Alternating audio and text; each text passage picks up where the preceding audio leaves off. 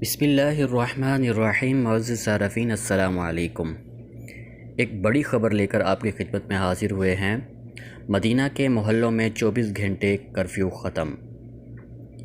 جی ہاں، مدینہ کے بعض محلوں میں 24 گھنٹے کرفیو ختم کر دیا گیا ہے. ان محلوں کے رہائشی اب اجازت کے اوقات میں گھروں سے باہر نکل سکتے ہیں.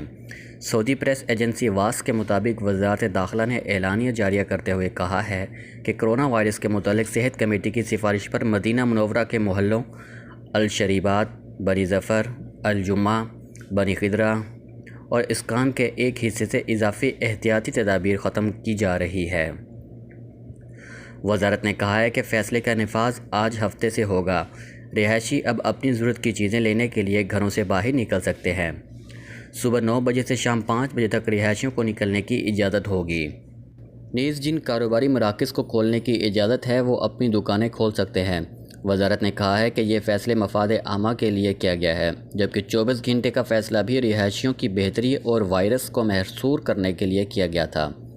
24 گھنٹے کرفیو ختم کرنے کا مطلب یہ نہیں کہ خطرہ ٹل گیا ہے، بلکہ رہائشیوں کو اپنے طور پر احتیاطی تدابیر پر عمل جاری رکھنا ہوگا. اللہ تعالیٰ سے دعا ہے کہ جلد اس موذی وبا سے نجات عطا فرمائے. اللہ تعالیٰ ہم سب کو اپنے حفظ و امان میں رکھے.